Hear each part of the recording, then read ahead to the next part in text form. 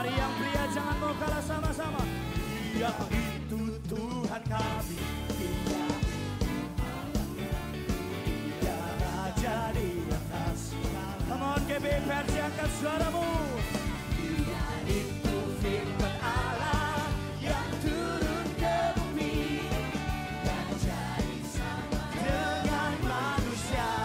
Dia Yesus, sobat kami.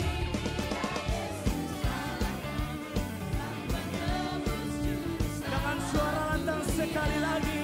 Dia itu firman Allah yang turun ke bumi dan jadi sama dengan kami panggil Engkau Yesus. Yesus sobat kami. Dia Yesus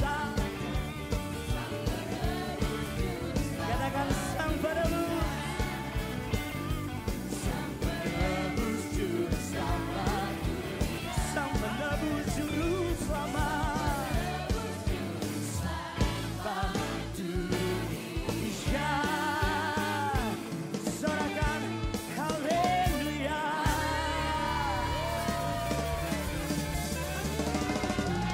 Sorak-sorai panjang buat Tuhan Allah kita.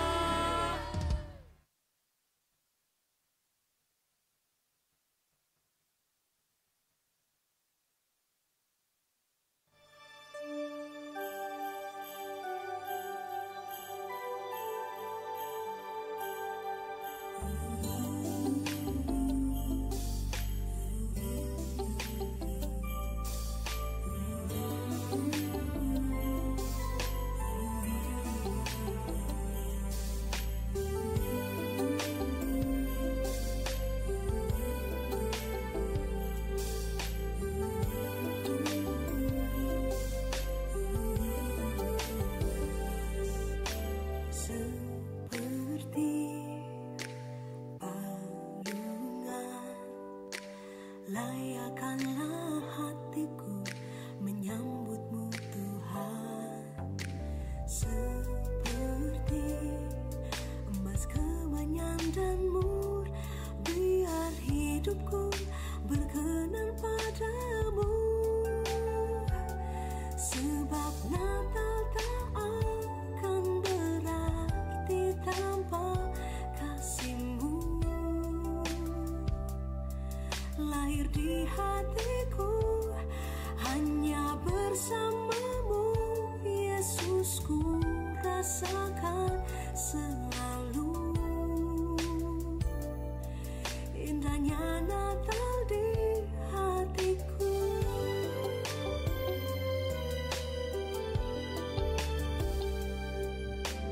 Seperti palungan, layakkanlah hatiku menyambutmu Tuhan.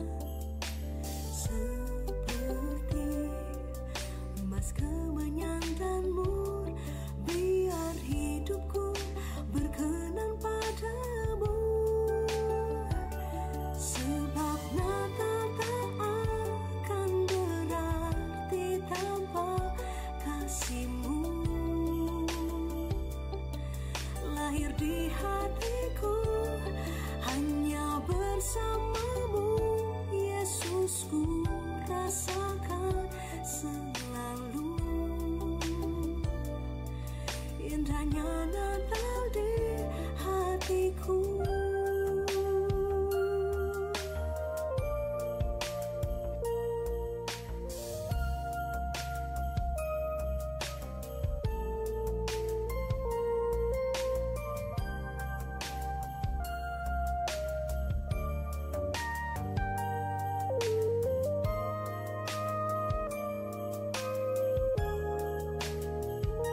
Sebab Natal tak akan berarti tanpa kasih-Mu. Lahir di hatiku hanya bersama-Mu, Yesusku rasakan selalu. Indahnya Natal di hatiku.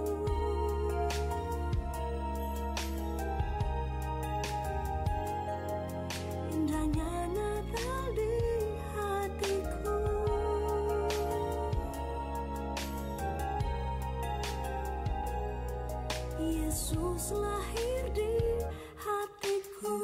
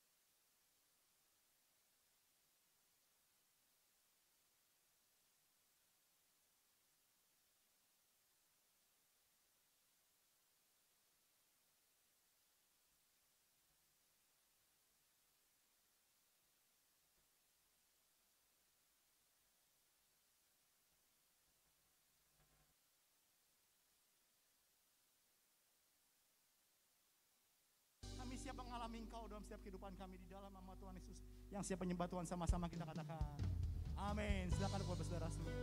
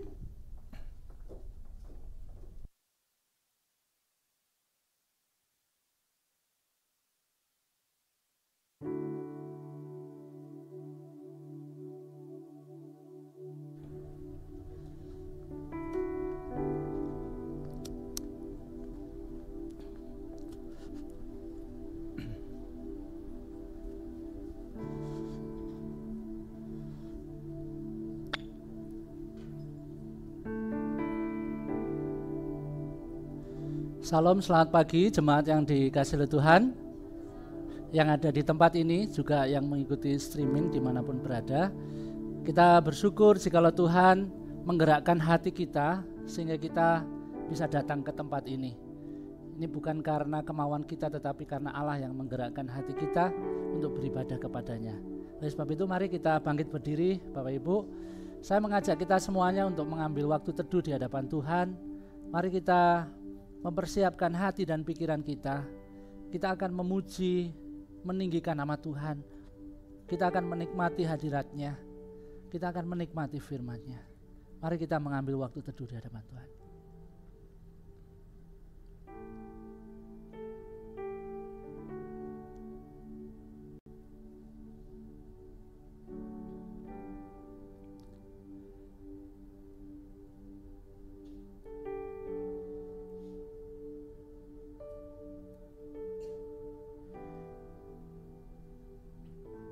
Dengan penuh ucapan syukur, mari kita meresponi undangan Allah untuk datang beribadah kepadanya. Dengan satu keyakinan bahwa Tuhan Yesus Kristus telah membuka jalan bagi kita. Kiranya Tuhan yang akan melimpahkan berkat dan rahmat-Nya sepanjang ibadah ini. Nama Tuhan yang akan ditinggikan dan dimuliakan di tengah-tengah kami. Kami membuka ibadah ini di dalam nama Tuhan Yesus Kristus, Juru Selamat kami yang hidup. Amin. Silakan duduk kembali, selamat beribadah, Tuhan memberkati.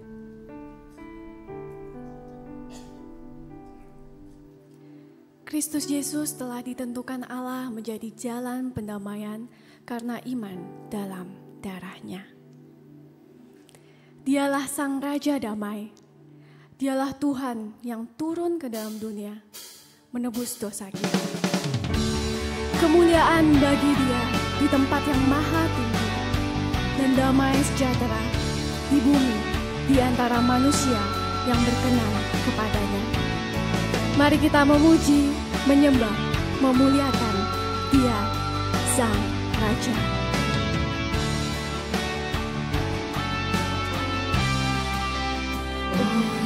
Yesusku, Engkaulah Raja Damai. Kau turun ke dunia, selamatkan manusia. Oh Yesusku, Tuhan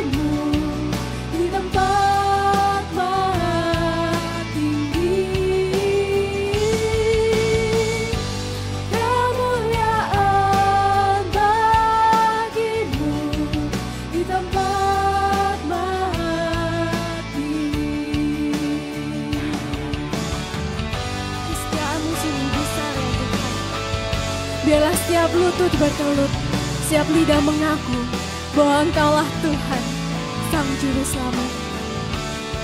Saya mengundang jemaat untuk bangkit berdiri.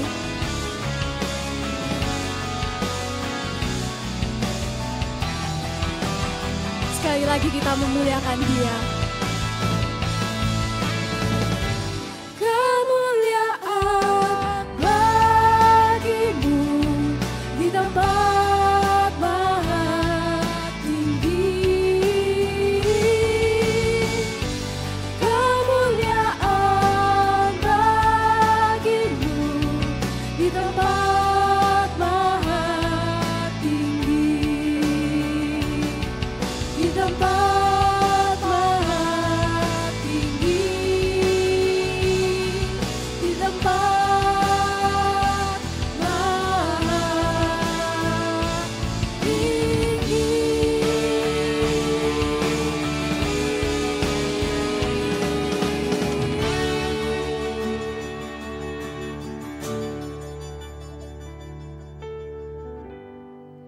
Dosaku ku beritahukan kepadamu, dan kesalahanku tidaklah kusembunyikan.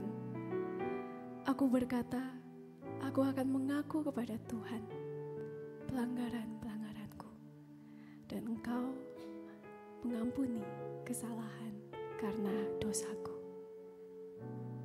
Mari dengan kerendahan hati kita menghadap tahta kudus-Nya, memohon ampun atas segala dosa pelanggaran kita.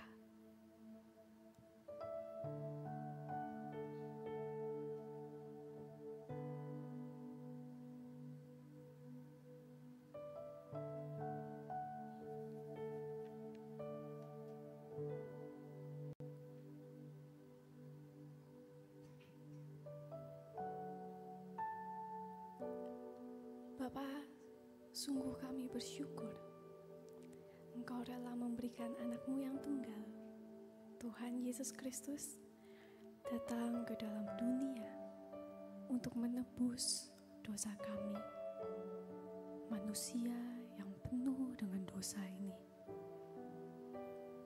Sungguh tiada kata yang bisa mengungkapkan betapa bersyukurnya kami atas karya Yesus di kayu salib. Sungguh sebuah hadiah yang indah dan tak ternilai.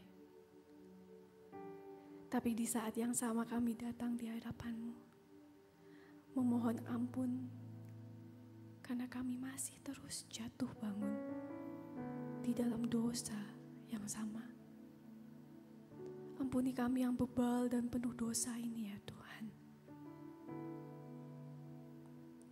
Hari ini kami bersuka cita karena kami berada di momen Natal. Kami merayakannya, kami menikmatinya. Tetapi kami masih terus rindu, berdoa, mengingat saudara-saudara kami yang belum mendengar Injil, yang belum merasakan kasih Tuhan di hidupnya. Tuhan pakai kami, beri kami kepekaan untuk melihat pekerjaan-Mu. Beri kami keberanian untuk membuka mulut kami, untuk mengabarkan Injil. Dan beri kami kemampuan untuk bertutur kata, sehingga melalui kami yang tersesat boleh kembali. Terima kasih ya Tuhan, terpujilah nama-Mu. Di dalam nama Tuhan Yesus kami berdoa. Amin. Dengarkanlah berita anugerah Allah. Hari ini telah terjadi keselamatan kepada rumah ini, karena orang ini pun anak Abraham. Sebab anak manusia datang untuk mencari dan menyelamatkan yang hilang. Untuk meresponi berita anugerah Allah, mari kita mengikrarkan pengakuan iman Nisea Konstantinopel yang berbunyi demikian. Aku percaya kepada satu Allah, Bapa yang Maha Kuasa, Pencipta langit dan bumi, dan segala yang kelihatan dan yang tidak kelihatan, dan kepada satu Tuhan Yesus Kristus, satu-satunya anak Allah yang diperanakan dari Bapa sebelum alam semesta, Allah dari Allah, terang dari terang, Allah yang sejati dari Allah yang sejati, sehakikat dengan Sang Bapa, oleh siapa segala sesuatu dicipta, yang untuk kita manusia dan untuk keselamatan kita telah turun dari sorga, dan diinkarnasikan oleh Roh Kudus dari anak darah Maria, dan dijadikan manusia. Ia telah disalibkan juga bagi kita di bawah pemerintahan Pontius Pilatus. Ia menderita dan dikuburkan, dan pada hari ketiga ia bangkit kembali sesuai dengan kitab suci, dan naik ke surga dan duduk di sebelah kanan Bapa. Dan ia akan datang kembali dengan kemuliaan untuk menghakimi orang yang hidup dan yang mati, yang kerajaannya takkan berakhir. Dan aku percaya kepada Roh Kudus, Tuhan dan pemberi kehidupan, yang keluar dari Bapa dan Anak, yang bersama-sama dengan Bapa dan Anak, disembah dan dimuliakan, yang telah berfirman dengan perantaran para nabi. Dan aku percaya satu gereja yang am dan rasuli. Aku mengakui satu baptisan untuk pengampunan dosa, dan aku menantikan kebangkitan orang mati dan kehidupan di dunia yang akan datang. Amin. Jangan takut, sebab inilah kesukaan besar bagi seluruh bangsa. Telah lahir bagimu Juru Selamat, Kristus Tuhan.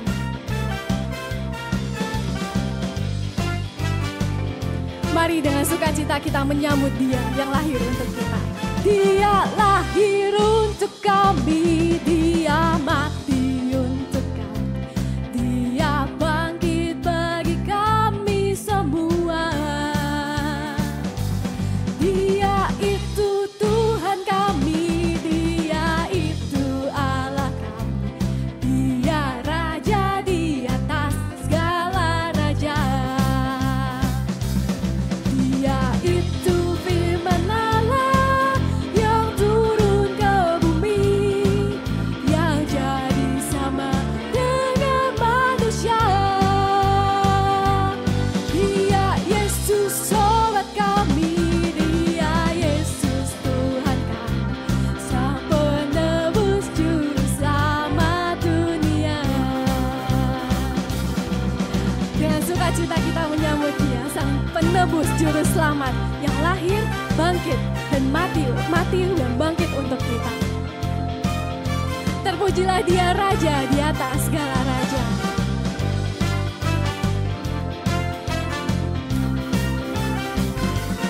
Dia lahir untuk kami, Dia mati untuk kami, Dia bangkit bagi kami semua. Dia itu Tuhan kami, Dia itu Allah kami, Dia Raja di atas segala raja. Dia itu firman Allah yang turun ke bumi, yang jadi sama dengan manusia. Dia Yesus sobat kami, Dia Yesus Tuhan kami, Sang penebus juru selamat dunia. Amin.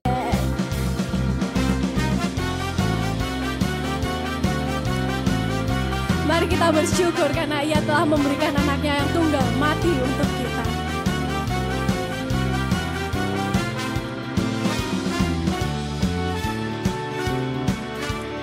Sekali lagi kita pujikan, Dia lahir untuk kita. Lahir untuk kami, Dia mati untuk kami, Dia bangkit bagi kami semua.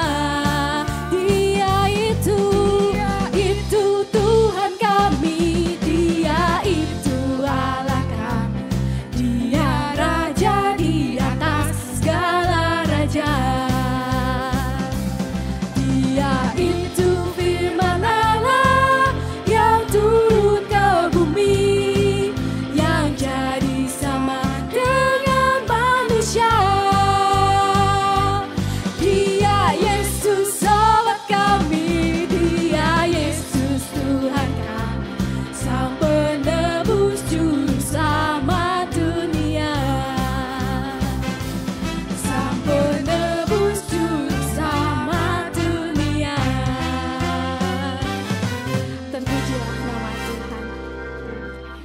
dipersilakan untuk duduk kembali.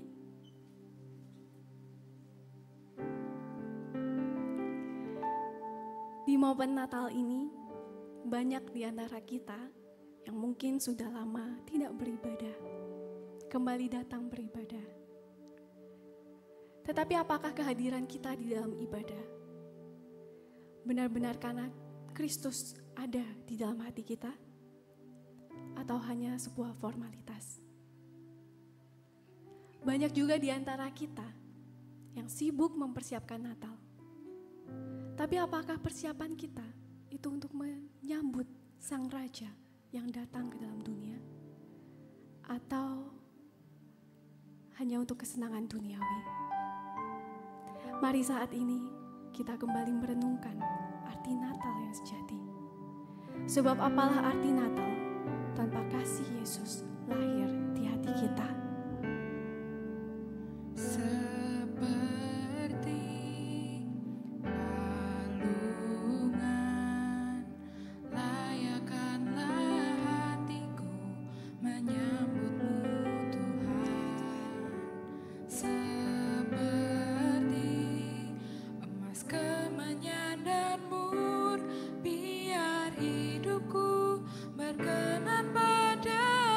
Mari sama-sama kita pujikan pujian ini. Seperti balungan, layakkanlah hatiku menyambutmu Tuhan. Seperti emas kemenyan dan mur, biar hidupku berkenan padamu. Sebab Natal takkan berarti tanpa kasih-Mu. Lahir di hatiku hanya bersama-Mu, Yesus, ku rasakan selalu. Indahnya Natal di hatiku.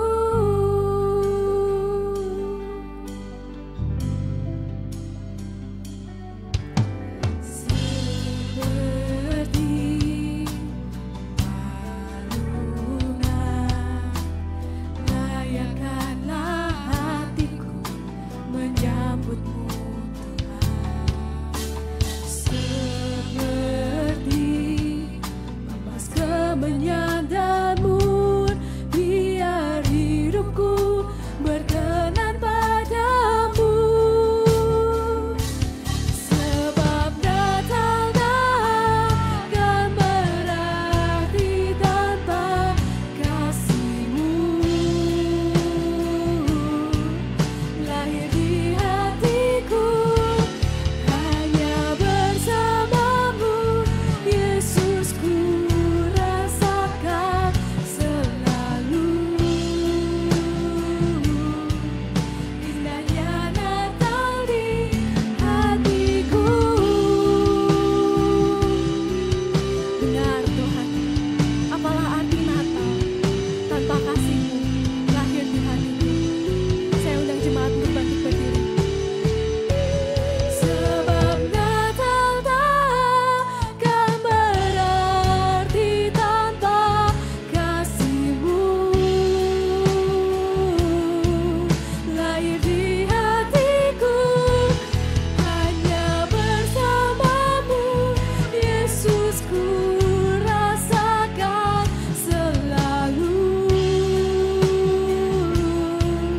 Indahnya Natal di hatiku. Indahnya Natal di hatiku. Indahnya Natal di hatiku.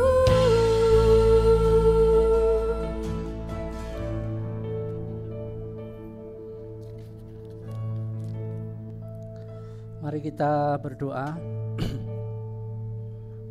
Bapa kami yang baik, kami mengucap syukur. Kami sekali lagi diingatkan melalui setiap pujian diingatkan akan kasih Allah kepada kami, diingatkan bagaimana Allah mau menerima kami orang-orang yang berdosa ini. Terima kasih ya Tuhan. Dan pada saat ini kami juga akan belajar firman-Mu. Mari Engkau juga yang akan menolong kami. Kami boleh memahami kedalaman dan kebesaran kasih-Mu bagi manusia. Kami boleh diingatkan bagaimana Allah yang rela turun ke dunia demi kami orang-orang yang berdosa ini. Kami juga boleh belajar bagaimana kami meresponi apa yang Tuhan sudah kerjakan dalam hidup kami. Kami belajar untuk memancarkan kasih seperti kasih yang kami terima dari Engkau. Terima kasih ya Tuhan, tolong hamba-Mu biarlah boleh menguraikan firman Tuhan, Injil diberitakan sejelas-jelasnya di tengah-tengah kami. Terima kasih ya Tuhan, di dalam nama Tuhan Yesus kami berdoa dan mengucap syukur. Amin. Silakan duduk kembali Bapak Ibu. Shalom Bapak Ibu. Puji Tuhan, hari ini kita berkumpul kembali di tempat ini. Tidak terasa sudah tanggal 24 dan besok kita akan bersama-sama beribadah Natal ya, tanggal 25 menyambut kedatangan Juru Selamat kita. Kalau kita berbicara tentang Natal, ada sesuatu yang tidak bisa terpisahkan, yaitu kedatangan dan kehilangan. Kedatangan dan kehilangan, bagaimana Tuhan datang mengambil atau menyelamatkan orang-orang yang terhilang seperti kita ini. Siapa di sini yang tidak pernah kehilangan sama sekali? Ada? Siapa di sini yang sering kehilangan? Saya pernah kehilangan ya, pernah kehilangan mainan yang saya sukai karena saya membeli mainan ini dari menabung Bapak Ibu ya. Beberapa tahun saya nabung, akhirnya saya membeli mainan, sebuah drone ya. Jadi saya ini seorang pilot, tapi pilot drone bukan pilot pesawat ya. Itu saya sangat senang sekali karena ini hasil tabungan saya. Dan suatu ketika pada waktu saya menerbangkan itu di daerah Bendungan Tulungagung, saya tidak melihat kalau di sebelah sini itu ada lereng begini dan ada pohon. Dan saya hanya melihat HP, tiba-tiba drone itu langsung nabrak begitu. Itu di hutan. Dan saya mencari drone itu kalau saya hitung hampir 6 jam Bapak Ibu. Jadi dari jam 9 sampai jam 3 saya sama anak saya, sama keponakan saya, sama saya manggil 2 orang untuk mencari barang kecil itu di tengah-tengah hutan yang sangat lebat. Dan itu ternyata ada di atas pohon yang kurang lebih 40 meter ketinggiannya, itu nyangsang di situ. Bapak Ibu yang dikasihi oleh Tuhan, saya mati-matian mencari itu. Waduh, saya tidak peduli tebingnya naik 45 derajat, banyak duri dan lain sebagainya. Pokoknya mainan saya ketemu, prinsip saya dalam hati begitu. Saya tidak merasakan kaki saya sakit, bagaimanapun saya tetap nyari. Itu baru terasa setelah malamnya ternyata banyak luka karena duri Bapak Ibu. Nah saudara-saudara dikasihi Tuhan, kenapa saya mencari mainan saya ini? Karena mainan saya ini secara materi ya bernilai. Secara fungsi ini menjadi hiburan saya pada waktu stres ya. Dan ini menjadi sesuatu yang saya bisa gunakan untuk pada waktu saya pergi ke satu tempat mengabadikan begitu. Saya cari seperti ini ya, saya cari mainan saya ini. Tapi Bapak Ibu, tidak semua barang milik saya yang hilang saya pasti akan cari. Mungkin juga sama ya Bapak Ibu. Kalau Bapak Ibu punya barang yang menurut Bapak Ibu memiliki nilai materi tinggi, pasti Bapak Ibu cari. Ya, memiliki kenangan yang indah pasti Bapak Ibu cari. Tapi kalau barang itu tidak berarti, tidak berharga, tidak memiliki kenangan apapun, kalau hilang dicari nggak? Enggak ya. Ya udahlah, biarin hilang begitu saja, begitu ya. Jadi memang tidak setiap barang yang hilang pasti kita cari. Kita akan melihat itu nilainya berapa, itu fungsinya seperti apa, ada kenangannya atau tidak, dan lain sebagainya. Nah, apalagi kalau barang itu tidak berguna, ya sudah, malah hilang itu malah seneng gitu, rasanya meninggalkan beban. Nah, saudara-saudara dikasih oleh Tuhan, sama juga ketika kita ini memiliki relasi, ketika kita ini memiliki orang yang ada di sekitar kita, kalau orang itu menyenangkan, kalau orang itu berpengaruh dalam hidup kita, pengaruh positif, kalau orang itu menyayangi kita juga, suatu saat orang itu pergi, pasti kita akan cari, betul ya? Kemana ya temanku yang dulu suka menolong aku pada waktu di sekolah misalkan. Waduh, pada waktu reuni mungkin akan tanya-tanya, kemana dia begitu. Tapi coba Bapak Ibu bayangkan kalau Bapak Ibu punya teman misalkan nih ya, yang menyakiti, yang menjengkelkan begitu pada waktu masa lalu. Terus lama enggak ketemu, tiba-tiba reuni, Bapak Ibu nanya enggak keberadaan dia? Nyari enggak orang itu? Mungkin Bapak Ibu akan berharap, moga-moga dia enggak datang gitu ya.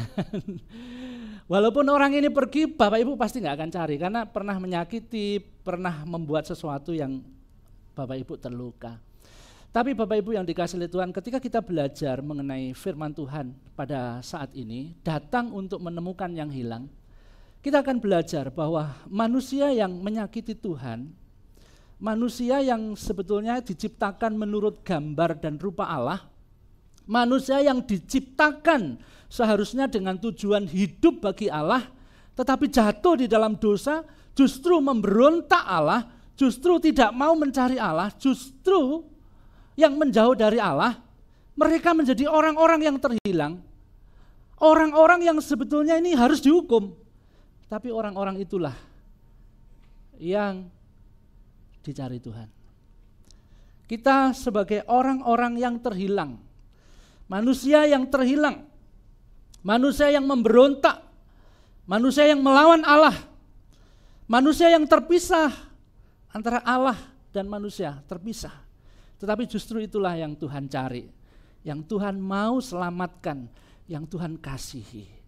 Nah, mari kita belajar satu kisah, cerita yang sering disampaikan di sekolah minggu tentang Sakius.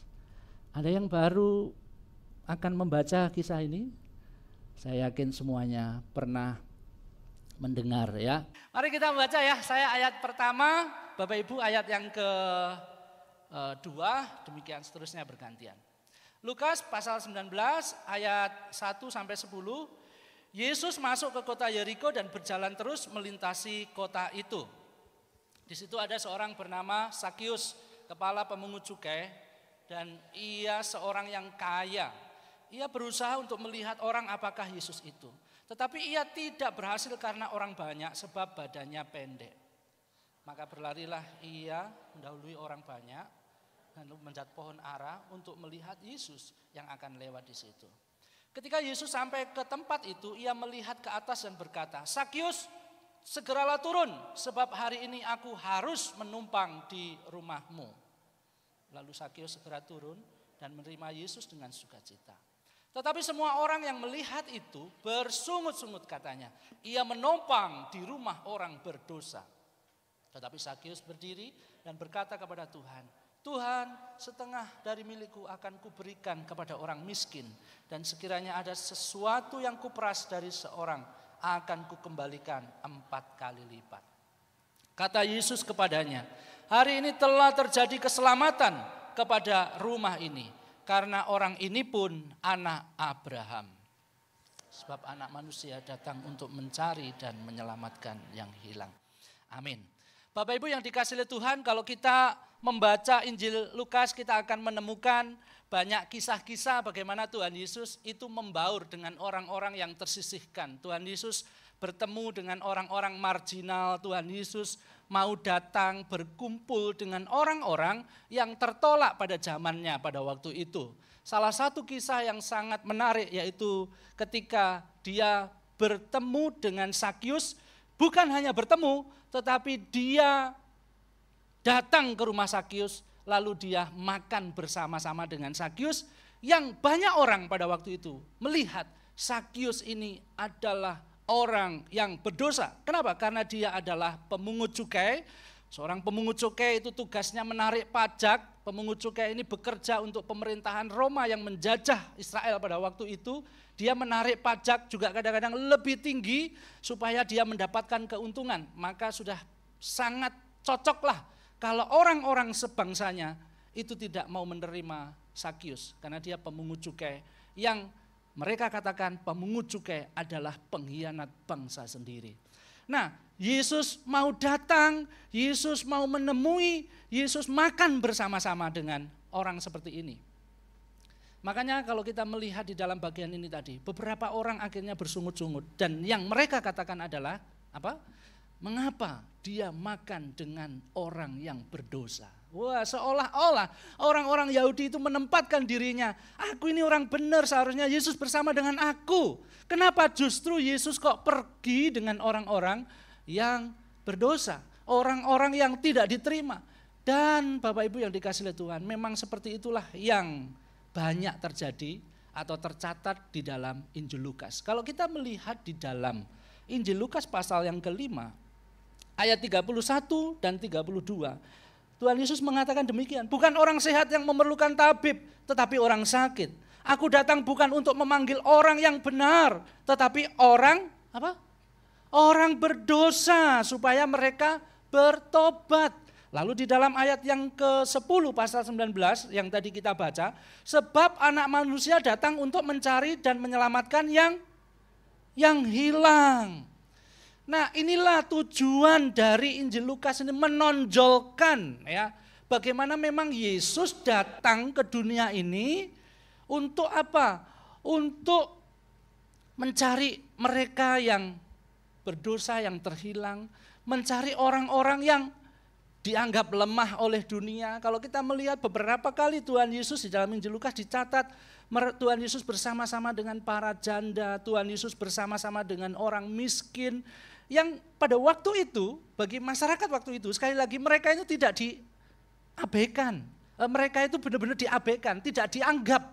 Mereka itu tidak memiliki arti, hidup mereka itu tidak memiliki makna bagi orang-orang yang merasa dirinya tinggi.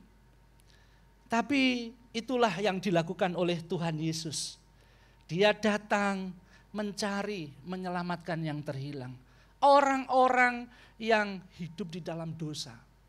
Dan Bapak Ibu yang dikasihi oleh Tuhan, sebetulnya itulah kabar baik yang ingin disampaikan penulis Lukas ini, Dr. Lukas ini. Lukas ingin menunjukkan bahwa Yesus Kristus datang untuk menyelamatkan orang berdosa. Dan ini adalah berita keselamatan yang menggembirakan. Kristus datang dan menyelamatkan yang hilang. Ini seharusnya diresponi dengan penuh sukacita oleh orang-orang pada waktu itu. Tetapi ternyata tidak demikian. Beberapa orang, kalau kita melihat orang Yahudi, justru orang Yahudi ini benci. Justru orang Yahudi ini memaki. Justru orang Yahudi mengatakan apa yang dilakukan oleh Tuhan Yesus itu melanggar hukum agama. Kenapa? Karena Tuhan Yesus bergaul dengan orang berdosa, orang najis, orang kafir dan lain sebagainya. Orang Yahudi menolak, bahkan menjadi marah kepada Tuhan Yesus ketika dia bergaul menghampiri Sakius yang dianggap sebagai orang yang paling berdosa. Kenapa? Karena dia kepala pemungut cukai, kepala pajak yang membuat saudara-saudara bangsa-bangsa Yahudi itu menderita.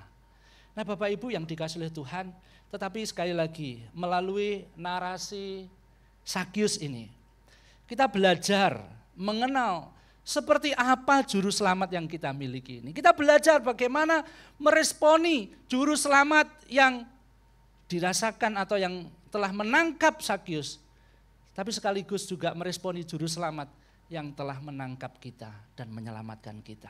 Seperti apa juru selamat yang menghampiri Sakius, dan seperti apa juru selamat yang menghampiri kita orang-orang berdosa ini. Mari kita melihat di dalam bagian ini. Yang pertama, kita menemukan bahwa Yesus Kristus, juru selamatnya Sakius, juru selamatnya kita, adalah juru selamat yang mengambil inisiatif di dalam relasi, mengambil terlebih dahulu inisiatif, mengambil relasi, memulai sebuah percakapan, memulai sebuah hubungan. Nah, mari kita melihat di dalam bagian ini, di dalam ayat yang ke-3 sampai dengan yang ke-5, Bapak Ibu bisa membaca di dalam layar, saya membaca ayat yang ke-5. Ketika Yesus sampai ke tempat itu, ia melihat ke atas dan berkata, "Sakius, segeralah turun, sebab hari ini aku harus menopang di rumahmu." Bapak Ibu yang dikasihi Tuhan, walaupun Sakius ini belum mengenal secara pribadi siapa Yesus, tapi kita bisa melihat di dalam bagian ini ada satu usaha keras ya yang dilakukan oleh Sakius. Saya tidak membayangkan kalau saya melihat pada waktu itu Sakius kira-kira seperti apa ya, di tengah kerumunan orang, Yesus lewat, semuanya berjubel, pengen dekat dengan Tuhan Yesus, lalu Sakius ini berusaha melihat, padahal dia adalah seorang kaya tapi tidak ada yang memperhatikan sama sekali. Biasanya kalau orang kaya kan tahu ya, ini orang kaya pengen ketemu sama orang yang ada menjadi tamu istimewa, biasanya begitu. Tapi Sakius tidak diperlakukan seperti itu. Sakius berusaha keras, dia pengen melihat tapi nggak bisa. Lalu dia mempunyai ide yang cemerlang, oke kalau gitu aku mau lari ke depan, di depan ada sebuah pohon dan aku mau naik. Dan benar saudara-saudara, ketika dia naik, lalu dia menunggu Yesus.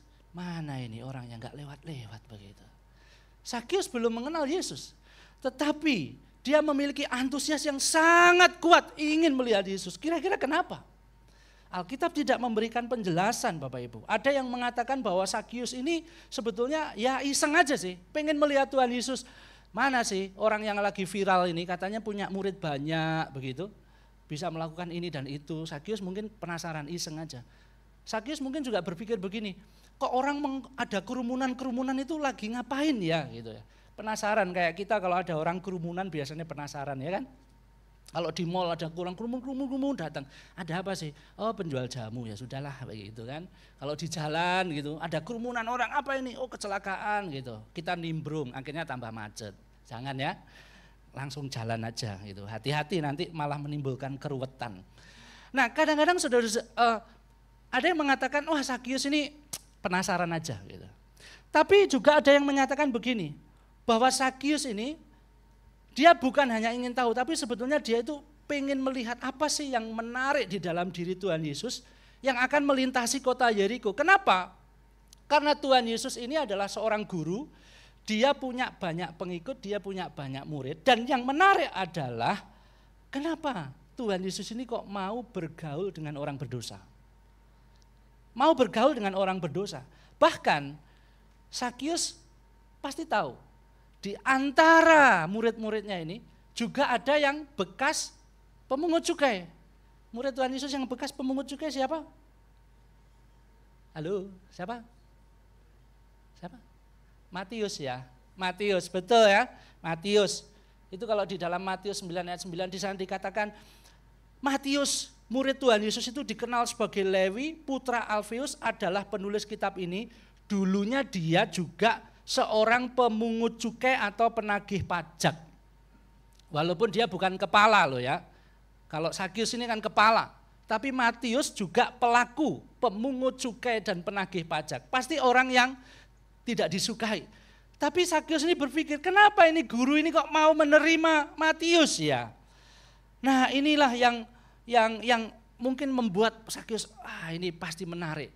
Kenapa? Karena kalau dia menerapkan itu dalam dirinya sendiri, Sakius ini kan dikucilkan masyarakat Yahudi.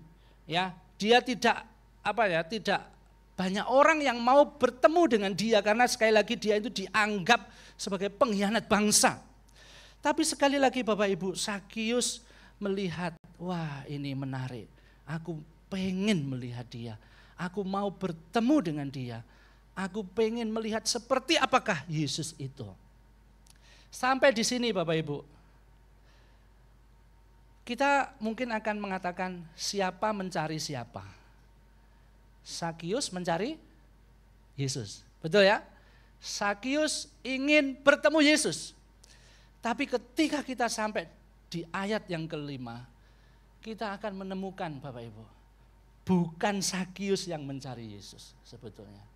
Tetapi Yesuslah yang mencari Sakius. Di dalam ayat yang kelima, ketika Yesus sampai di tempat itu, ia melihat ke atas dan berkata, kok bisa ya? Bapak Ibu bayangkan ya, ada di situ ada banyak pohon, ada ribuan orang, Tuhan Yesus lewat, kalau Bapak Ibu jadi Tuhan Yesus kok bisa ya? Lihat ya, masa jalannya begini gitu. Pasti dia akan, wah mungkin banyak orang, wah hektik banget gitu ya.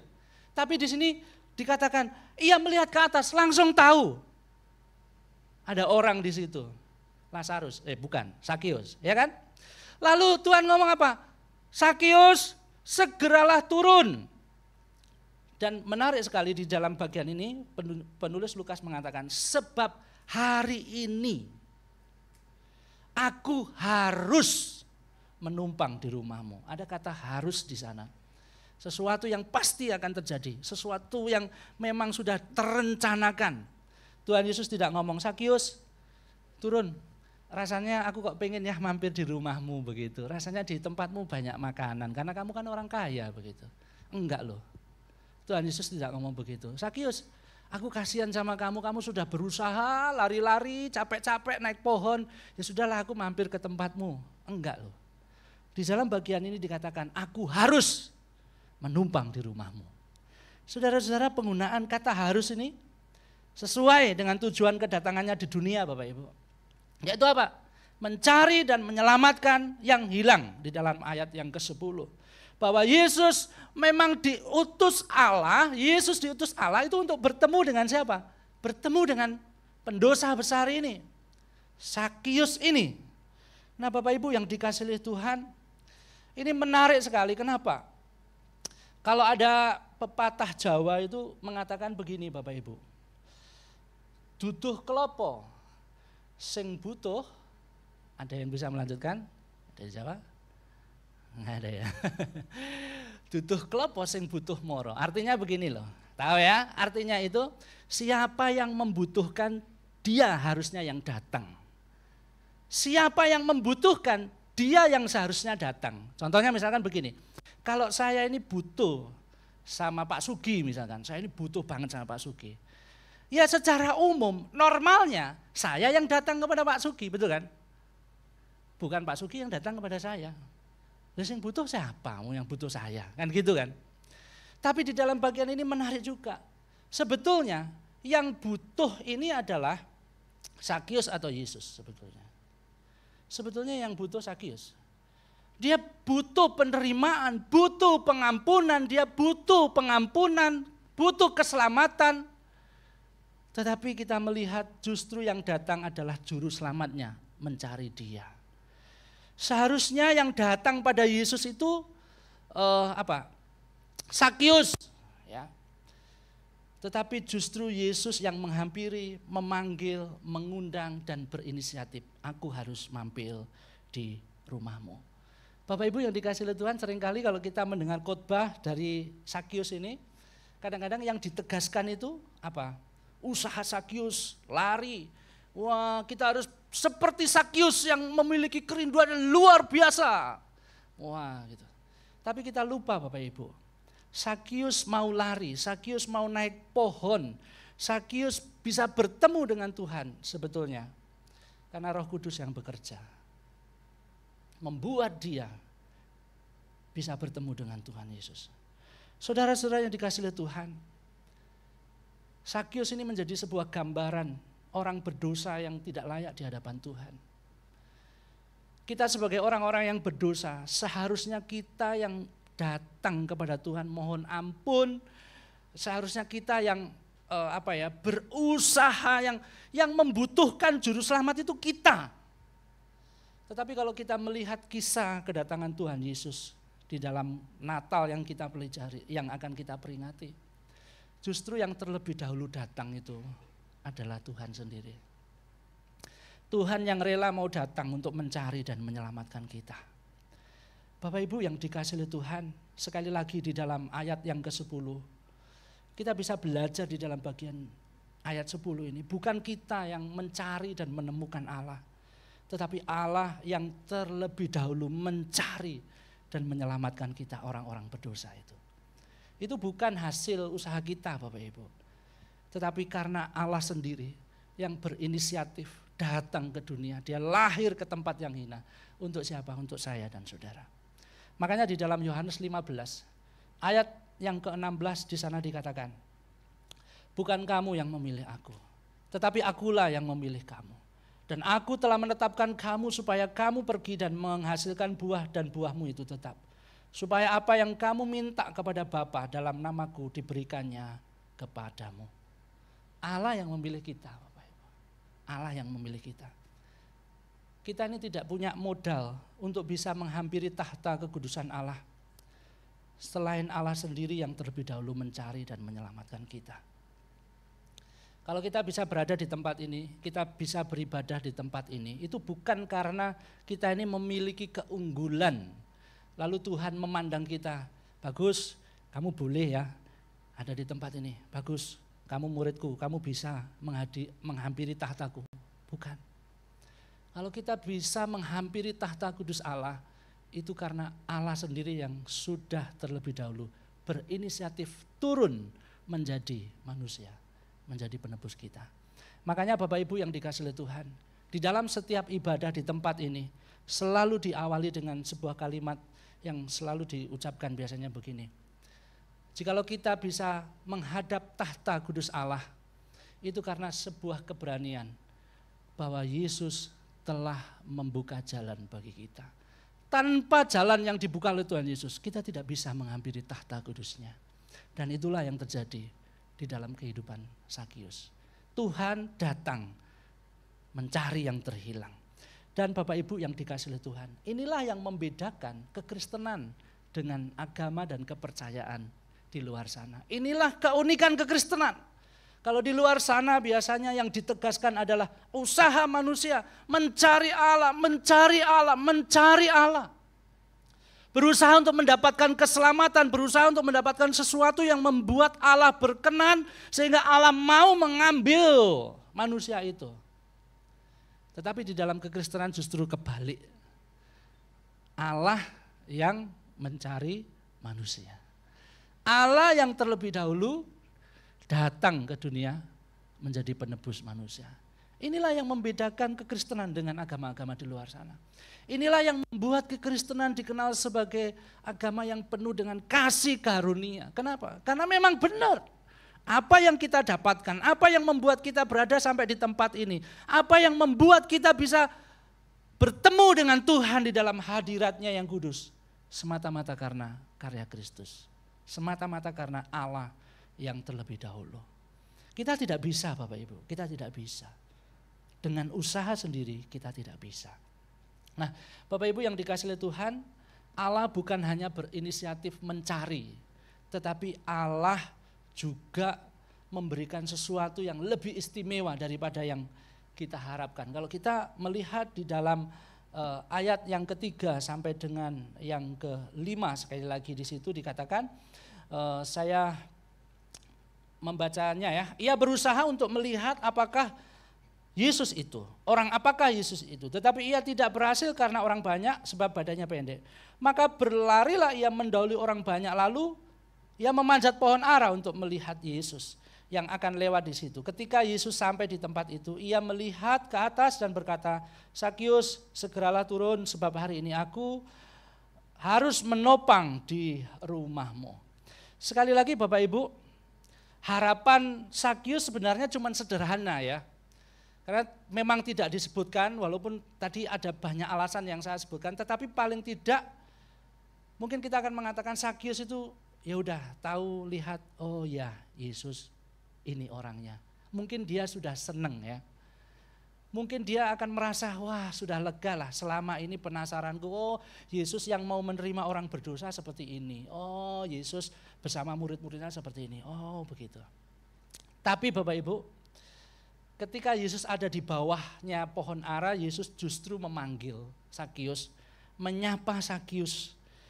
Tentu ini menjadi sesuatu yang wow bagi Sakius. Kenapa? Karena Sakius pasti akan kaget setengah mati bagaimana Yesus kok tahu namaku. Yesus kok menyebut namaku. Yesus kok malah menyuruh aku turun dan mau makan di rumahku.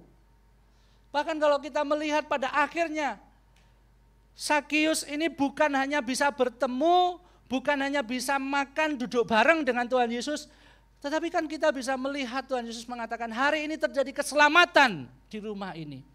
Sesuatu yang wow, yang di luar ekspektasi Sakius, yang awalnya hanya pengen melihat saja, tetapi justru Sakius mendapatkan berkat dari peristiwa itu. Di dalam ayat yang kelima, hari ini aku harus menopang di rumahmu. Lalu di dalam ayat yang ke-9, Yesus berkata sekali lagi, hari ini telah terjadi keselamatan di rumah ini. Karena orang ini pun adalah anak Abraham. Saudara-saudara dikasih oleh Tuhan, Sakius bukan hanya bisa melihat Yesus, dia juga menikmati penerimaan, menerima pengampunan, bahkan menerima keselamatan. Dia menikmati penerimaan karena selama ini tidak ada orang yang mau bergaul dengan dia. Dia menikmati penerimaan karena selama ini orang-orang melihat dia sebagai orang yang paling berdosa. Tapi Tuhan Yesus mau menerima dia. Dia menikmati pengampunan. Kenapa? Karena ketika Tuhan Yesus bersama dengan dia, Tuhan Yesus tidak bertanya kepada Sakius, Sakius berapa yang kamu sudah lakukan?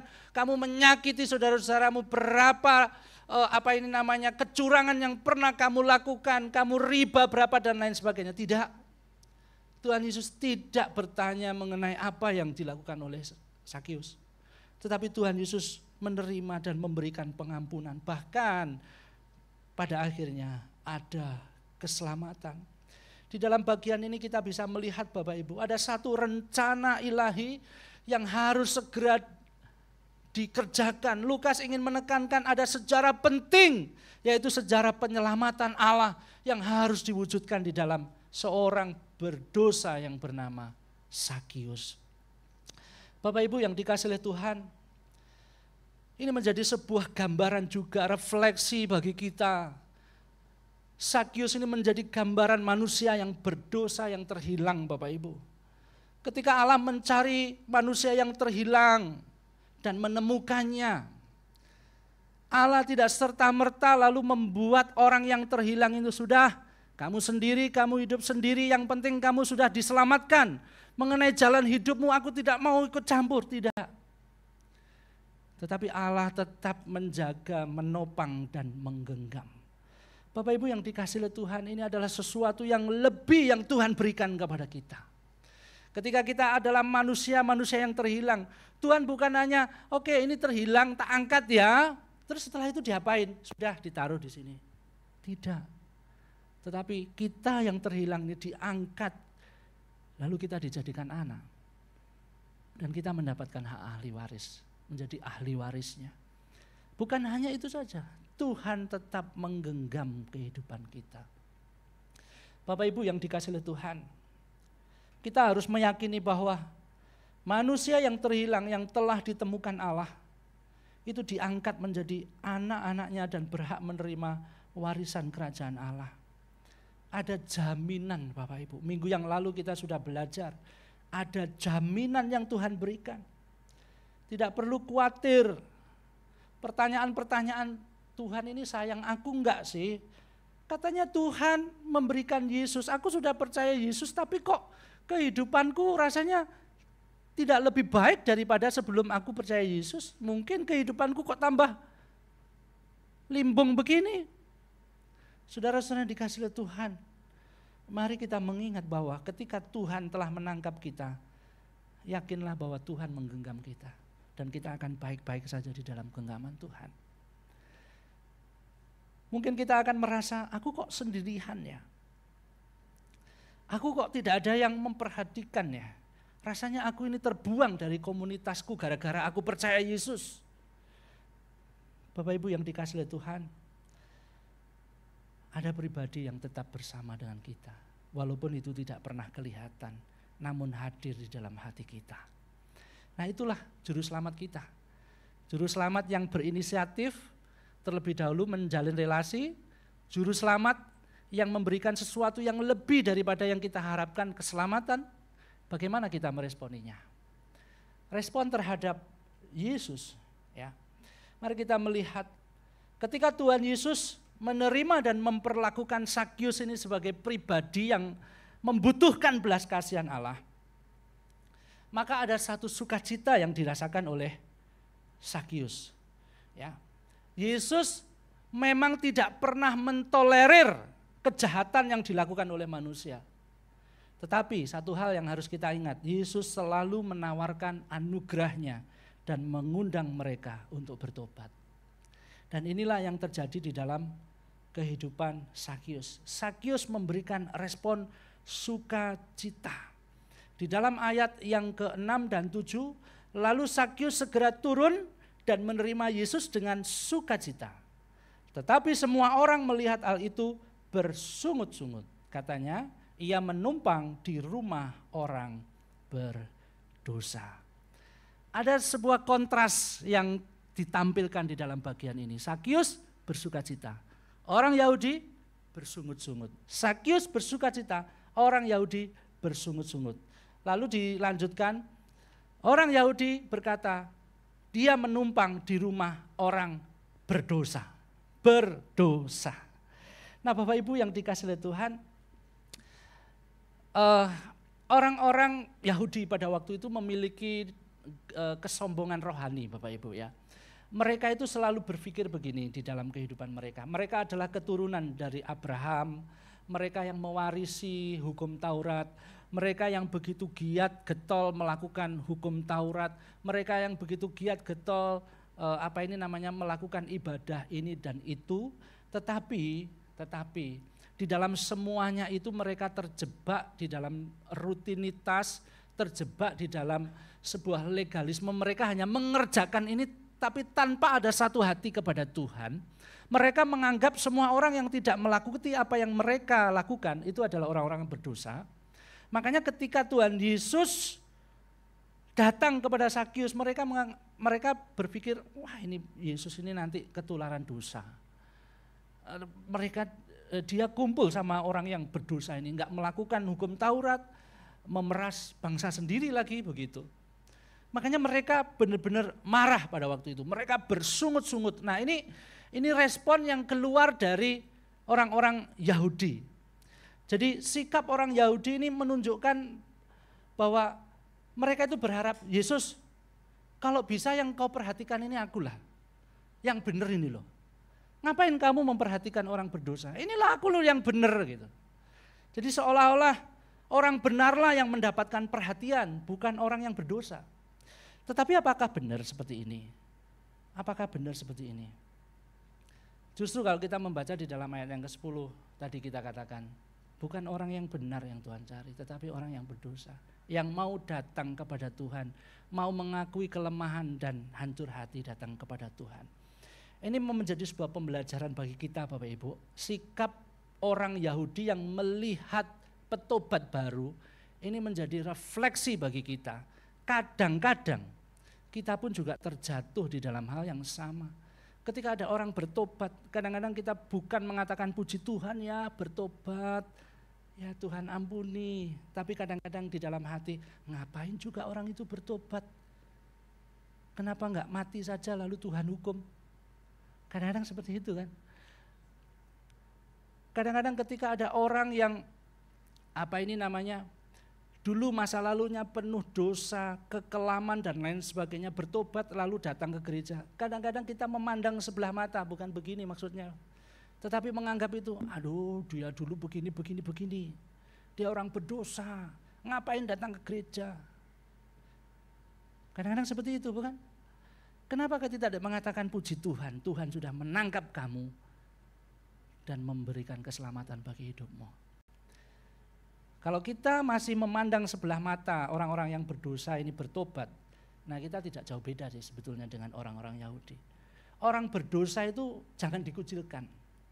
Tetapi mari kita sebagai orang yang Tuhan sudah tebus, yang mendapatkan kasih ini, kita membantu mereka, ini loh jalannya, menemukan jalan kembali kepada kawanan atau keluarga Allah itu. Jangan terus kita biarkan, biarkanlah berdosa nanti Tuhan hukum, aku enggak mau peduli sama mereka. Enggak. Kita harus menuntun mereka, Bapak Ibu, ya. Karena Allah yang sudah terlebih dahulu pernah juga melakukan kepada kita ini dicari, sebagai orang yang hilang kita ini dicari. Nah, Bapak Ibu yang dikasihi oleh Tuhan, tapi di dalam bagian ini kita juga belajar bahwa Sakyus ini begitu bersukacita ini kenapa sih? Kalau Bapak Ibu baca kisah ini, Sakyus itu bersukacita kenapa? Apakah Sakyus bersukacita karena dia bisa salaman dengan Tuhan Yesus? Apakah Sakyus ini bersukacita karena orang yang viral pada waktu itu numpang di rumahnya? Ternyata bukan. Sakyus ini bersukacita kalau kita melihat di dalam tadi itu orang berdosa, sekali lagi ini ditegaskan orang berdosa. Sakyus itu bersukacita kenapa? Karena Allah Bapa itu mau menerima apa adanya kita orang berdosa ini. Dan inilah sukacita yang seharusnya kita miliki, Bapak Ibu. Sukacita kita itu tidak ditentukan oleh situasi dan apa kata orang. Tetapi biarlah sukacita kita itu ditentukan oleh Allah yang mau menerima kita apa adanya. Amin. Orang mungkin enggak mau menerima kita. Orang mungkin mengabaikan kita. Orang mungkin berkata kepada kita ini dan itu. Terserah orang bicara seperti apa. Tetapi biarlah itu tidak menghilangkan sukacita yang kita rasakan. Kenapa? Karena sukacita kita ini adalah ketika kita sadar, aku orang berdosa. Tapi Tuhan mau terima aku. Aku ini harusnya dihukum, tapi Tuhan mau menangkap aku. Bahkan aku dijadikan anak-anaknya. Aku diterima apa adanya oleh Tuhan. Nah, itu menjadi sumber sukacita bagi kita. Sakyus merasakan seperti itu. Ketika dia tidak dianggap, dia dikatakan orang berdosa. Ketika dia dikatakan ini orang pengkhianat. Tapi ketika Tuhan datang, Tuhan memberikan pengampunan. Dia datang kepada Yesus memberikan hidupnya. Dan dia mendapatkan sukacita itu. Ini sikap yang pertama, sukacita. Lalu sikap yang kedua, saudara-saudara. Respon yang kedua itu adalah kerelaan melepaskan yang paling berharga. Ya, di dalam ayat yang ke-8, tetapi Sakyus berdiri dan berkata kepada Tuhan, Tuhan, setengah dari milikku akan kuberikan kepada orang miskin dan sekiranya ada sesuatu yang kuperas dari seseorang akan kukembalikan 4 kali lipat. Kalau kita melihat di dalam pasal yang ke-18, pasal 18, itu juga ada sebuah kisah tentang orang yang kaya, ya, orang muda yang kaya. Orang muda yang kaya ini datang kepada Tuhan. Tuhan, aku ini sudah melakukan ini dan itu, semuanya sudah aku lakukan, gitu. Sampai Tuhan ngomong kamu harus melakukan ini. Dia pun juga bisa menjawab orang muda kaya ini. Aku sudah melakukan semuanya itu. Lalu Tuhan ngomong apa sama orang muda ini? Oke, sekarang terakhir nih. Kamu harus menjual hartamu dan mengikut aku. Orang muda ini mau?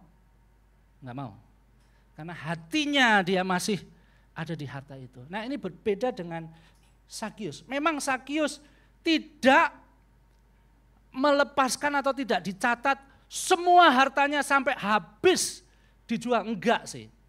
Tapi kalau kita melihat di dalam bagian ini ada satu tindakan konkret yang apa ini namanya Sakyus kerjakan, ya. Sakyus kerjakan. Dia memberikan hartanya untuk orang-orang miskin. Lalu dia memberikan ganti rugi. Ya, ganti rugi maksimal. Kalau di di perjanjian lama ganti rugi itu maksimal 1 sampai 2 kali lipat. Tapi Sakyus mengatakan 4 kali lipat. Lalu juga di dalam bagian ini dia mau benar-benar memperhatikan orang-orang yang ada di sekitarnya. Nah, Bapak Ibu yang dikasihi oleh Tuhan, menarik. Di antara semua wujud pertobatan yang Sakyus kerjakan, ya, Sakyus memilih yang berkaitan dengan harta. Kira-kira kenapa? Karena Sakyus merasa, ya berhala dia itu ada di situ. Berhala dia itu kekayaan, berhala dia itu uang. Kok bisa? Iya. Coba perhatikan Bapak Ibu. Bagi Sakyus, uang itu lebih berharga daripada penerimaan orang lain. Sakyus dia rela dikucilkan, rela dianggap orang berdosa, rela semua saudara-saudaranya itu meninggalkan.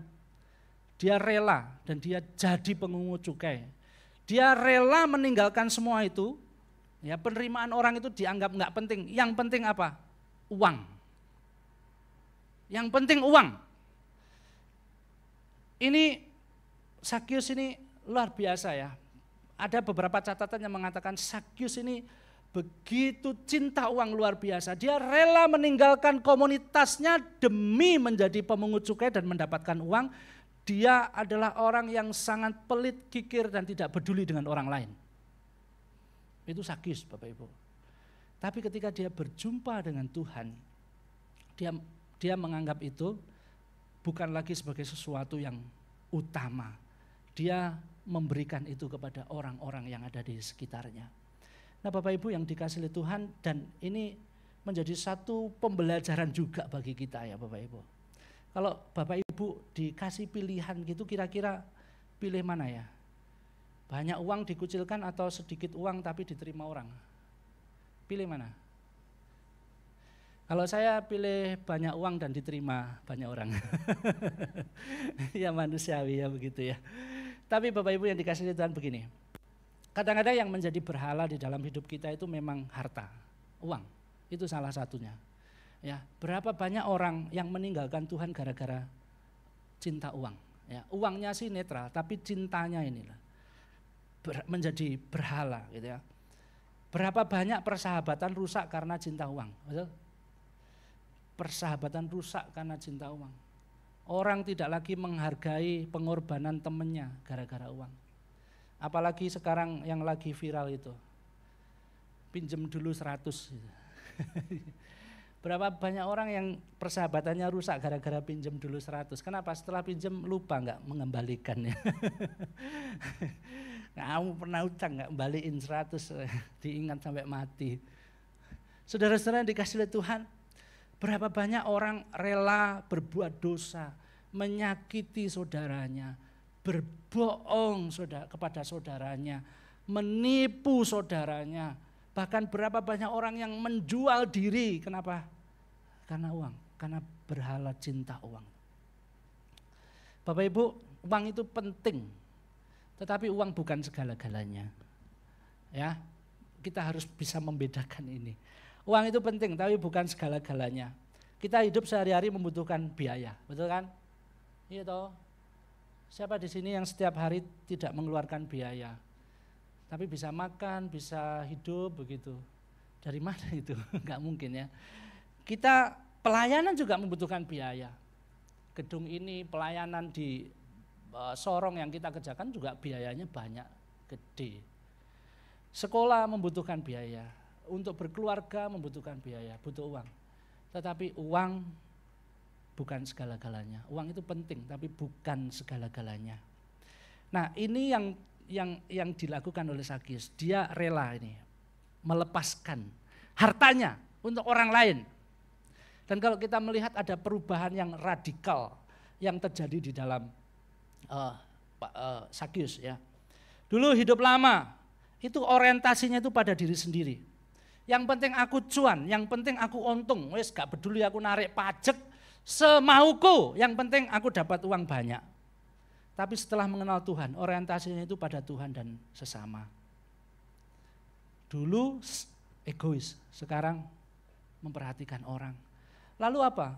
Dulu mengambil dari orang lain, pajak dinaikkan, tetapi setelah mengenal Tuhan, di sana tadi dikatakan memberi kepada orang lain. Lalu apa? Memandang orang lain itu sebagai objek keuntungan. Ada loh orang-orang yang seperti ini, pokoknya ketemu sama siapapun, yang dipikir adalah bagaimana orang ini bisa menghasilkan cuan. Wis pokoknya di prospek, ketemu sama siapapun begitu ya. Ya, memandang orang lain itu sebagai objek keuntungan. Aku harus untung dari orang ini, aku harus untung dari orang ini. Tapi ketika dia bertemu dengan Tuhan, dia memandang orang lain itu sebagai objek kasih. Dia mengasihi.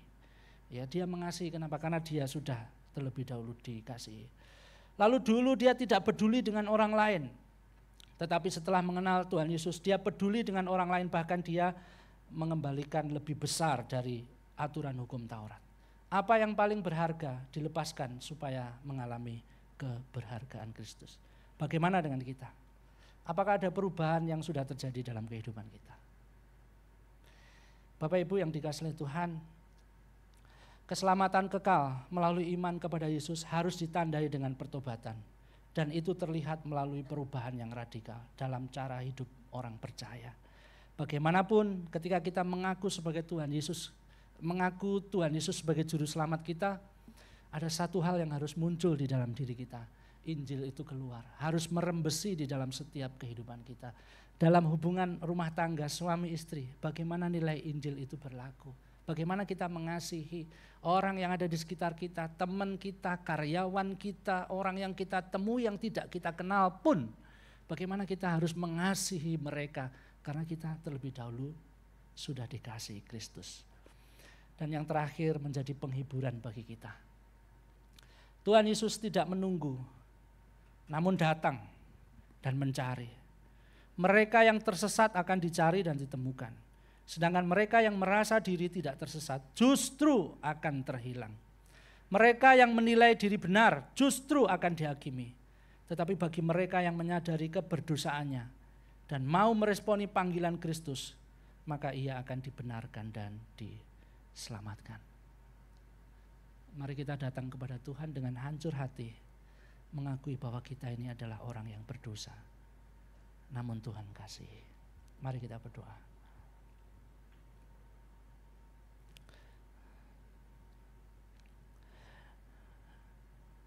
Siapalah kami ini Tuhan di hadapan-Mu, kami orang-orang yang berdosa. Kami adalah orang-orang yang harusnya dihukum.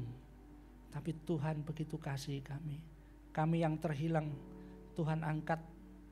Kami yang terhilang Tuhan angkat. Terima kasih ya Bapa. Ampuni jikalau selama ini kami tidak meresponi anugerah-Mu dengan benar. Kami merasa diri benar. Kami merasa tidak membutuhkan Tuhan. Ampuni ya Tuhan. Ampuni jikalau kami juga meragukan akan kasih Tuhan yang sudah nyata terbukti dalam hidup kami. Ampuni. Biarlah momen Natal ini Tuhan diteguhkan kembali. Pengharapan kami kepada Tuhan, kasih kami kepada Tuhan. Terima kasih ya Bapa. Terima kasih. Terima kasih Engkau telah datang mencari dan menyelamatkan kami yang terhilang ini. Di dalam nama Tuhan Yesus kami berdoa. Amin. Saya kembalikan ke liturgi.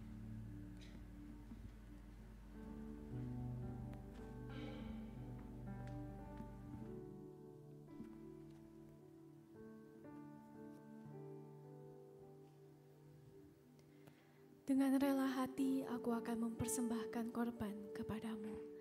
Bersyukur sebab nama-Mu baik ya Tuhan. Tiba saatnya bagi kita untuk memberikan persembahan. Bagi jemaat yang beribadah secara onsite, dapat memberikan persembahan secara tunai dengan cara memasukkan ke dalam amplop yang telah dibagikan di awal ibadah, lalu memasukkannya ke dalam kotak persembahan yang disediakan di belakang seusai ibadah nanti. Bagi jemaat yang beribadah secara online maupun onsite juga dapat memberikan persembahan secara non-tunai dengan cara scan kris yang tertera di layar. Sembari kita memberikan persembahan, mari kita menyaksikan Warta Gereja minggu ini. Welcome to Reform Exodus Community. This is our church, this is our home. Kami ucapkan selamat datang bagi Anda yang baru bergabung hari ini. Jika Anda ingin lebih mengenal Rex, silahkan dapat menghubungi nomor berikut ini. Sebagai sebuah gereja yang berkomitmen pada care, teaching, and mission, Reform Exodus Community telah menyiapkan berbagai macam program pembinaan dasar untuk setiap jemaat.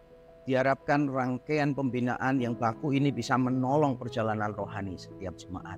Dan saya di sini untuk memberitahukan 3 langkah awal yang bisa kita lakukan. Yang pertama adalah mengikuti kelas Mengapa Saya Kristen, berisi 12 topik tentang doktrin-doktrin dasar kekristenan. Yang kedua mengikuti Discipleship Group 1 atau DG1 dengan tema kehidupan berpusatkan Injil. Dan yang ketiga adalah mengikuti Camp Gospel and Pains atau Camp GAP. Di dalam camp ini kita akan melakukan penelitian tentang hati kita penelusuran tentang berhala-berhala dalam diri kita, luka-luka emosional kita. Diharapkan melalui 3 hal ini, jemaat bisa dibantu untuk benar-benar ditransformasi, bukan tambal sulam, tetapi secara radikal sampai ke akar, yaitu ke hati kita. Nah, bagaimana tanggapan mereka yang sudah mengikuti masing-masing program ini? Mari kita ikuti bersama-sama kesaksian mereka. Saya disitu banyak belajar tentang keselamatan dan kepastian keselamatan, dan hal-hal lain yang merupakan dasar dari teologi saya, mengapa saya menjadi orang Kristen. Saya sungguh diperlengkapi untuk lebih mengetahui hidup yang berpusat kepada Injil. Saya bisa mendeteksi luka-luka batin secara psikologis yang disebabkan karena pola asuh orang tua maupun luka karena perbuatan orang lain, dan saya bisa merasakan bahwa Kristus yang telah menyembuhkan dan memulihkan hati saya secara total. Melalui Camp Gap saya belajar untuk menghampiri kehidupan saya yang masa lalu dan mulai untuk berdamai dengan diri saya. Dari komunitas ini kita bisa bertumbuh, mengalami pertumbuhan rohani secara personal, dan memiliki komunitas yang saling membangun dan saling menguatkan. Saya rindu kita semua bertumbuh ke arah Injil. So, come and join us. Ini giliran Anda sekalian untuk mendaftarkan segera. Tuhan memberkati kita.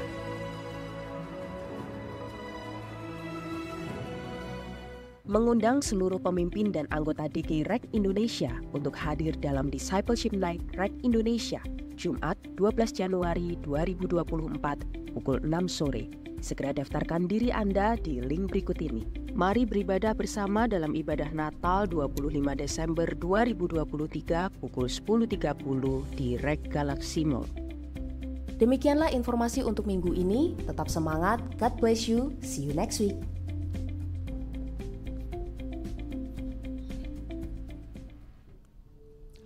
Ada beberapa hal yang ingin saya tegaskan setelah kita menyimak video warta tadi.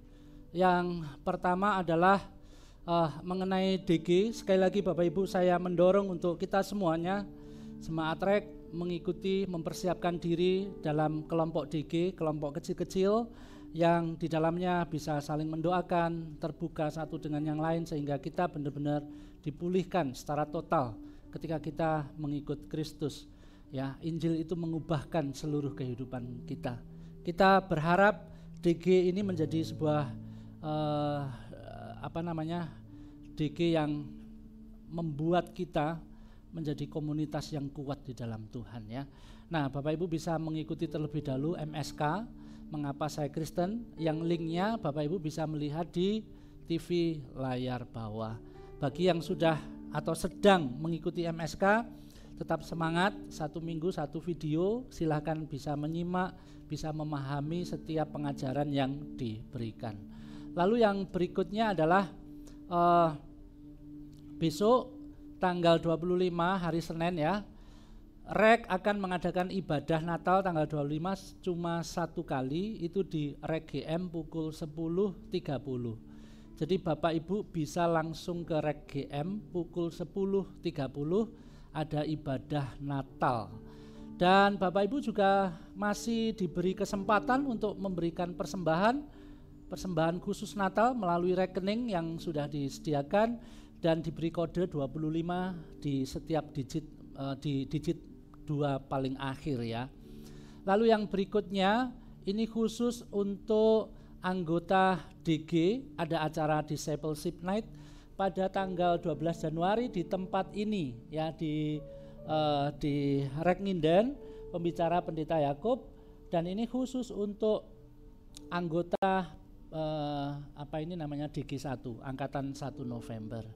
Lalu yang berikutnya acara tutup tahun di Nginden akan dilaksanakan pada tanggal 31 Desember pukul 21.00 di tempat ini. Jadi jam 9 malam di tempat ini.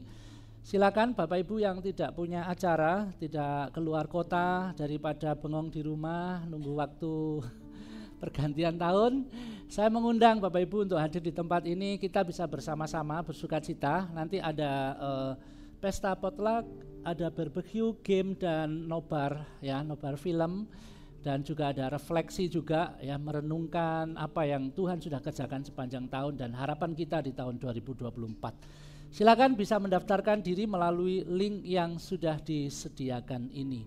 Lalu yang terakhir Bapak Ibu, di bawah ada kalender tahun 2024, kalender REK. Bapak Ibu bisa mengambil satu keluarga satu biji ya, satu buah, satu keluarga satu buah. Nanti saya minta tolong untuk Aser bisa membantu untuk memberikan kepada jemaat ya. Aser hari ini bisa mempersiapkan untuk memberikan mereka, dan nanti juga ada lembaran yang harus diisi ya, supaya kita tidak apa yang kita sediakan cukup terhadap jemaat yang ada begitu. Nah itu saja ya. Oke, mari kita bangkit berdiri Bapak Ibu. Mari kita berdoa bersama-sama menyerahkan persembahan yang sudah kita kumpulkan dan juga untuk doa syafaat.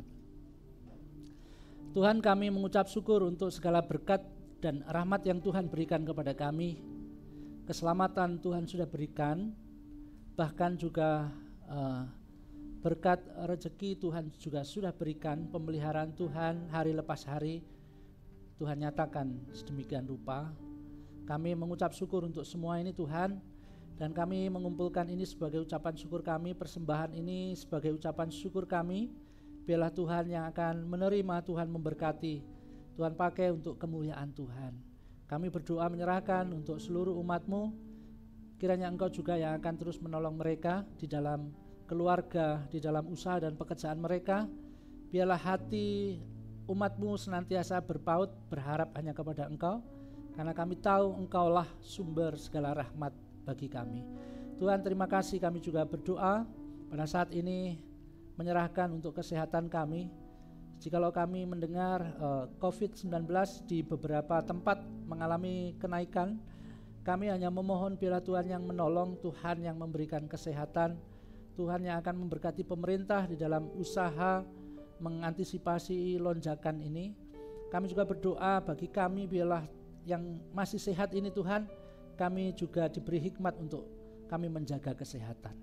Tuhan, kami juga berdoa menyerahkan untuk esok hari tanggal 25, gereja-gereja Tuhan akan beribadah. Kiranya Engkau yang akan menolong, Tuhan memberikan keamanan. Kiranya Tuhan jauhkan orang-orang yang berniat jahat.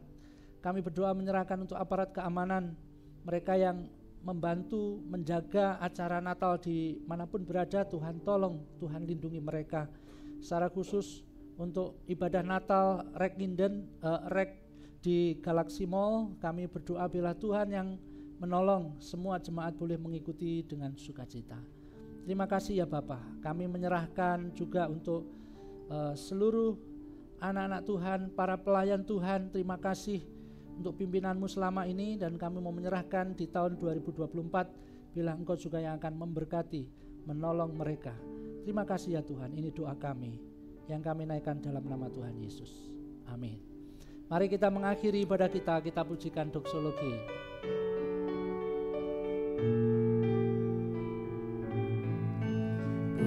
Puji Allah Bapa Putra, puji Allah Roh Kudus, ketiganya yang esa, pohon selamat, sumber berkat. Jemaat yang dikasihi oleh Tuhan, tiba saatnya engkau akan kembali ke tempatmu masing-masing. Biarlah engkau menjadi pelaku firman, dan engkau juga boleh memberitakan Injil sukacita dari Tuhan kepada setiap orang. Terimalah berkat dari Allah Tritunggal yang akan menolong dan memperlengkapi engkau. Kiranya Allah Bapa memberkati dan melindungimu. Kiranya Tuhan kita Yesus Kristus menghadapkan wajahnya kepada kita, menyinari dan melimpahkan kasih karunia. Kiranya Allah Roh Kudus senantiasa hadir di dalam hidupmu, yang akan menolongmu, memberikan hikmat kepadamu hari lepas hari. bahkan juga memberikan kekuatan dan penghiburan. Kiranya segala hal yang baik dan manis dari Allah Tritunggal dilimpahkan bagimu, dan terimalah semua berkat itu di dalam nama Tuhan Yesus Kristus. Amin.